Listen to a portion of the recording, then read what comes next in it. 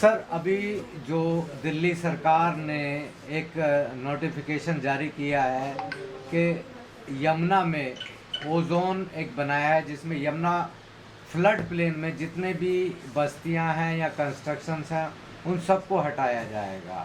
तो आपको इसमें क्या कहना है? देखिए, जो ओ जोन बनाया गया है, ये 2009 के एक नोटिफिकेशन, एक कमेटी बनी थी, जोनल कमेटी। उसके आधार पर एक नोटिफिकेशन जारी हुआ और उस नोटिफिकेशन के अंदर बहुत सारे जो क्षेत्र थे जो यमुना के आसपास थे, उन्हीं क्षेत्र को उसमें शामिल किया गया। तो हाल फिलहाल में ये होने लगा है कि अब जो है उन्हीं क्षेत्र जब वो बस चुके हैं, डेवलप हो चुके हैं वो सारे क्षेत्र, उसको अनऑथराइज कंस्ट्रक्शन के नाम पर बुलडोज किया जा रहा है। और एक हाल फिलहाल में ही कुछ लिस्ट भी प्रसारित की गई हैं, वो भी किया गया। लेकिन मेरा इसमें ये कहना है कि इस तरह की जो लिस्ट हैं, ये पिक एंड चूज़ पॉलिसी के आधार पे किया गया है, क्योंकि इसके अंदर पूरे तरीके से जो अनऑथराइज कंस्ट्रक्शन और ऑथराइज कंस्ट्रक्शन का कोई सिस्टम नहीं है।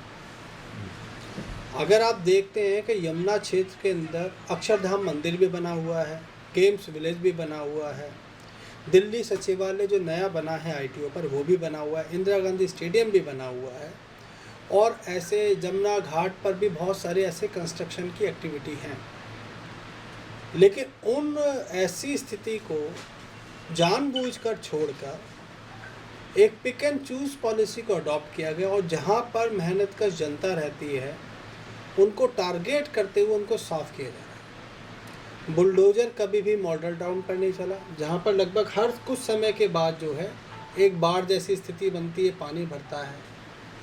आईटीओ पर हमेशा पानी भरता है, जहाँ पे इनकम टैक्स ऑफिस है वहाँ पर बेसमेंट में पानी भर जाता है। आईटीओ पर ही ऐसे बहुत सारे सरकारी कार्यालय, वहाँ पर पानी भर जाता है। और इस यमुना के किनारे इतने सारे क्षेत्र जहाँ पर लगातार आमतौर पर पानी भरता रहता है, लेकिन इनको डिमोलिश नहीं किया गया, ना यहाँ से इनको रिप्लेस किया गया। लेकिन रिप्लेस क्यों किया, किसको किया जा रहा है? जो उस यमुना से 1-2 किलोमीटर दूर हैं, जो उस बांध से, पक्के बांध से बिल्कुल अलग है, जहाँ पर बाढ़ की कोई संभावना भी नहीं है, जहाँ पर पॉल्यूशन वाला एरिया भी नहीं है। लेकिन आजकल जो बुलडोज़र चल रहा है, पहले तो इन लोगों को बसने दिया गया 2009 से लेकर अभी तक, ये पूरी तरह से डेवलप हो चुके हैं, और लंबे समय से जो वहाँ के लोकल नेता हैं, विधायक हैं, जो एमपी हैं, उन्हें रेगुलाइज करने के आधार पर उनसे वोट लिए, वोट लेने के बाद चुनकर आए, और चुनकर आने के बाद जो है अपने आप को स्थापित कर लिया। और अभी भी टूटते समय भी वो एक झूठा वादा कर रहे हैं कि हम रोक लिया है हमने, हम एक ईंट भी नहीं गिरने देंगे किसी की। तो ये सारे जो है झूठ वूठ चलता आ रहा है, जबकि सरकार को ये करना चाहिए था, इन कॉलोनीज़ को कैसे रेगुलर किया जाए, कैसे इसका समाधान निकाला जाए, कैसे उस बाउंड्री को अच्छा किया जाए, जो बाढ़ की स्थिति इन क्षेत्रों में ना आए, और पॉल्यूशन के लिए क्या अच्छे सुधार किए जाए। क्योंकि पॉल्यूशन आमतौर पर सबसे ज़्यादा जो है केमिकल इंडस्ट्री से, इंडस्ट्रियल जगह से होता है, ना कि लोग घरों से पॉल्यूशन फैलाते हैं। और वैसे भी सबको पता है कि जब एक बार बाढ़ आती तो सारा पॉल्यूशन भाग के चली जाती है। बारिश के समय में यमुना अपने आप साफ़ होती है, वहाँ का जो पॉल्यूशन है अपने आप बह के जाता है। दूसरा, जो पॉल्यूशन इंडस्ट्रियल तरीके से होता है, उसका कोई सिस्टम डेवलप नहीं किया गया, उसके लिए अलग से कोई ड्रेनेज सिस्टम नहीं बनाया गया। वही सिस्टम हमारी यमुना को भी ख़राब करता है, पॉल्यूट करता है। लेकिन उस सब का जो गुस्सा है, पता नहीं उन मेहनत कशों पर क्यों निकाला जा रहा है, पता नहीं किस व्यक्ति के लिए खाली करवाई जा रही है सारी की सारी ज़मीनें, क्यों खाली करवाई जा रही है, क्या बनाना चाहते हैं यहाँ पर, किसके लिए बनाना चाहते हैं। जब यहाँ पर लोग नहीं होंगे तो किसके लिए ऐसा डेवलपमेंट करेंगे? नहीं तो अगर दिल्ली का विकास हो रहा है, और ये तो बहुत पहले से जो पिछली सरकारों ने जो गलतियां की, और अगर ये सरकार सुधारना चाह रही है तो इसमें गलत क्या है? अगर यमुना के आसपास का एरिया, उसका सौंदर्यकरण होगा, यहाँ पर क्रूज चलेंगे, नाव चलेगी, पिकनिक स्पॉट बनेगा, तो इसमें आपको क्या एतराज़ है? देखिए, मुझे क्या, ये तो पूरे देश के, दिल्ली के हर मेहनतकश को एतराज़ है। आप कह रहे हैं वहाँ पे क्रूज चलेंगे, सुंदर बनेगा, जब यहाँ पे लोग नहीं होंगे तो किसके लिए सुंदरता दिखाओगे आप? किसके लिए क्रूज चलाओगे आप? उजाड़ कर का लोगों की जो है, लोगों को दफन करने के बाद वहाँ पर क्या आप क्रूज चलाओगे? जो मेहनत का जनता इतने सारे क्षेत्रों में बसी हुई है, दिल्ली लोग रोजगार के लिए आए हैं, आपने उनको उजाड़ने का व्यवस्था करना शुरू कर दिया है। ये कितनी गंदी और घटिया एक साजिश है, रणनीति है एक सरकार की।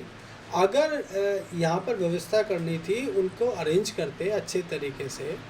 इस विकास का ही तो सर्वनाश है पूरी तरीके से। दिल्ली का सर्वनाश हो रहा है, दिल्ली के मेहनतकश लोगों का सर्वनाश हो रहा है, जो यहाँ के सबसे ज़्यादा वोटर हैं उनका सर्वनाश हो रहा है।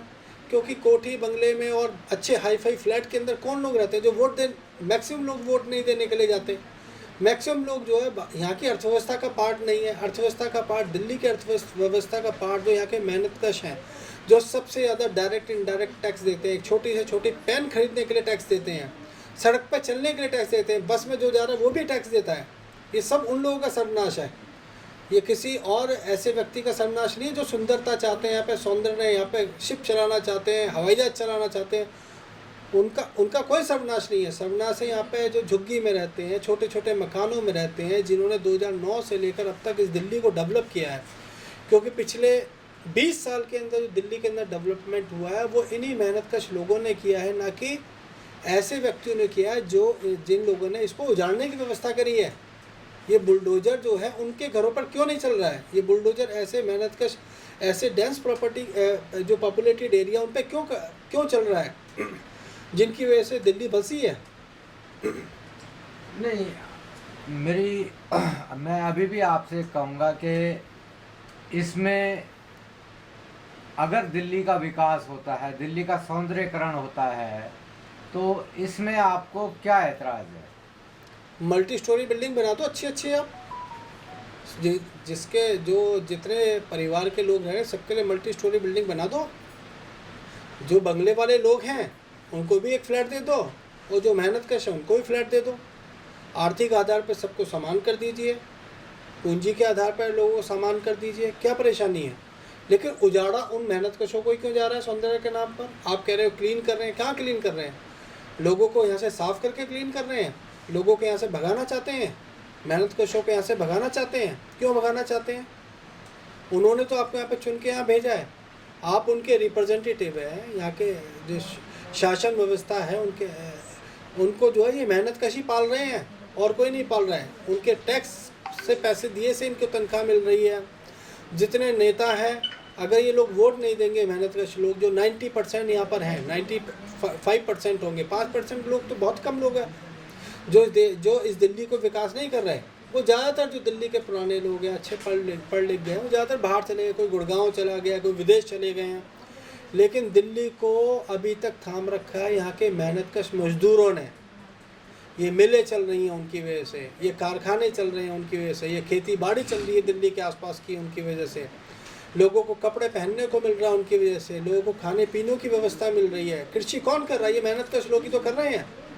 छोटे छोटे काम कर रहे, लोगों के घरों में काम कर रहे हैं। एक दिन घर में काम करने वाला व्यक्ति ना आए तो अफरा तफरी मच जाती है उस घर के अंदर। कहाँ लेके जाएंगे आप? आप इन लोगों को जाड़ना चाहते हैं? क्यों जाड़ना चाहते हैं आप इन लोगों को? किसको बसाना चाहते हैं इन सब लोगों को जाड़कर? किसके लिए महल खड़ा करना चाहते हैं? किसके लिए यहाँ पे होटल बनवाना चाहते हैं आप? किसके लिए शिप बनाना चाहते हैं? किसके लिए इतनी बड़ी बड़ी टनलें बना रहे हैं? किसके लिए इतनी बड़ी बड़ी सड़कें बना रहे हैं? आपने सड़क पर चलने के लिए लोगों, पैदल यात्रियों को ख़त्म कर दिया, साइकिलें बंद हो गई। एक तरफ तो एनवायरनमेंट के नाम पर जो है इंटरनेशनली एक मुहिम चलती है, साइकिलों पर आपको जो है लोगों को हेल्थ भी अच्छी रहती है, पॉल्यूशन भी नहीं होता है। क्या कोई व्यक्ति सड़कों पर साइकिल चलाने की स्थिति में है? नहीं है। एक्सीडेंट से लोग ज़्यादातर मारे जा रहे हैं, टू व्हीलर वाले मारे जा रहे हैं, छोटे छोटे मेहनतकश मारे जा रहे हैं।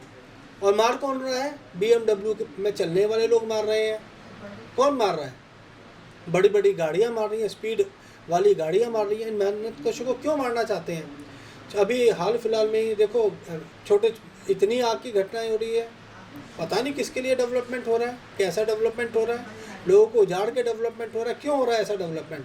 ऐसे डेवलपमेंट की कोई ज़रूरत नहीं है दिल्ली के अंदर।